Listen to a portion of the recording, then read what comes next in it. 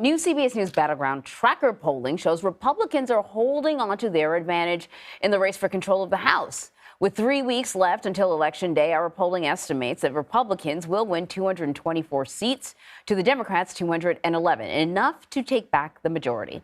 So CBS News Executive Director of Elections and Surveys, Anthony Salvanto, is here in Studio 57 with a look at what is driving this trend. Very interesting. I don't know. Maybe the economy might be. We'll see. Yeah, only Anthony knows. Yes. So what is behind the Republicans' lead in the battle for control of the House? Well, we'll do this game show style. Your answer is the economy, and the answer is... Survey says? You got it. It literally is survey says, right? Survey says. 65% say the economy is getting worse. And so here's how that plays out. You know, one of the things we try to explore in this is, what do people mean when they say the economy? And a lot of times it's just what you're feeling, and if you're feeling a pinch. So look at how these numbers moved on gas prices. In August, when prices were coming down, we had a majority saying they felt like they were coming down. Okay, but, and this is a side point, here's how polls can be responsive. Now you get a majority who say, okay, well, prices are going up. And they're going up in their area, and that's happening all over the country. So people are feeling more of that pinch just from what they observe. The other part of this is, I try to understand how people connect this to politics. Like, okay, here's a phenomena going on. Who do you blame for it? So what turns out is, I ask, okay, what's happened with regard to Democratic policies? And you do get, on balance, people feeling like they've harmed the economy more than help, which is interesting because part of this is reasoning back from results. Yep, they're in power. I'm feeling a pinch. Okay, it must have harmed.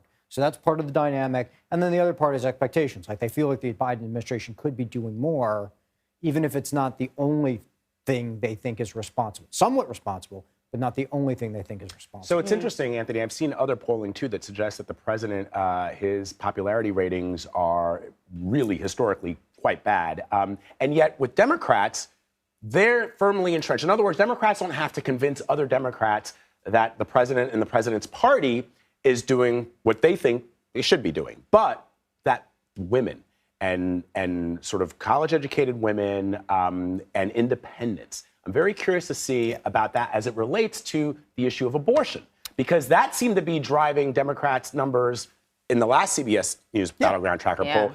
Those numbers have sort of dwindled away. The thing is, we've talked all through this campaign of what is this election about? Whoever wins that fight is going to have the edge.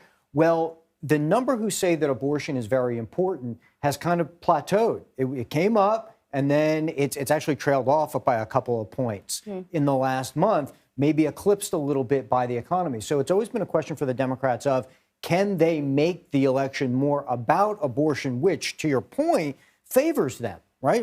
Democrats are winning people who say abortion is very important. That's still true. The question is, how many people are going to say that?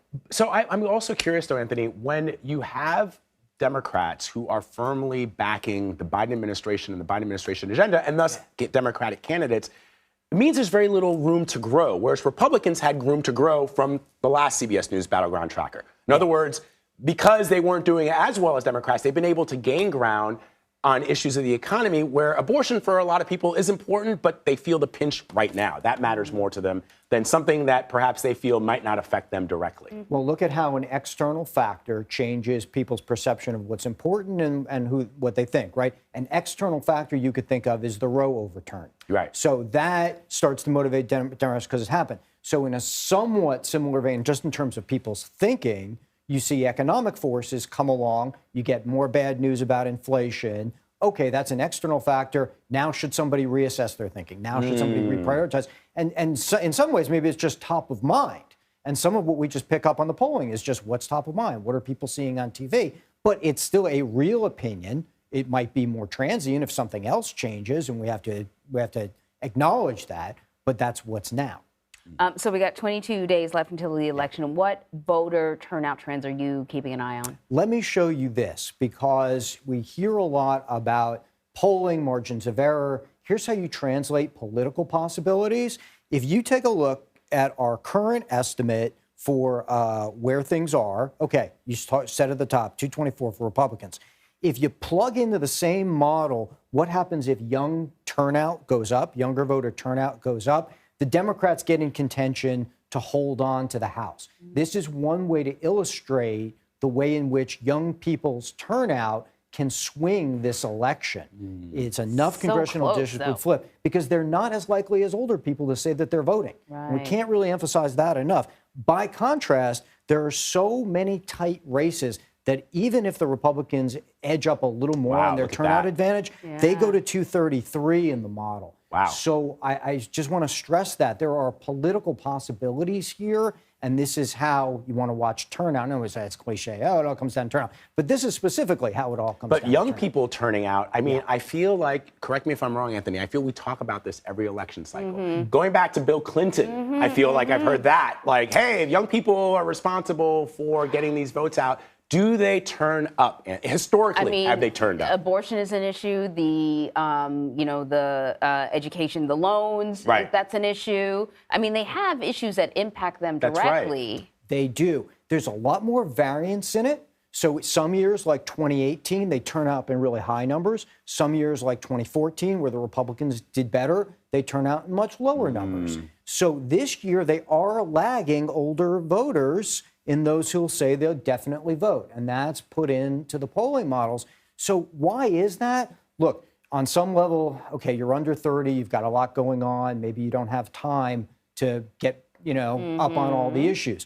Maybe you're more mobile. You haven't had roots in a community because you're moving around from job to job, or you rent your Pandemic. house, right? Or the pandemic. Yep. Voter registration means you're staying at the address for a while. There are attitudinal factors, there are life factors that influence all of that. And then there's the idea that they're often just a little more distant from politics, not yet seeing how it affects their lives, which makes it incumbent on the parties to try to woo them and tell them that it does.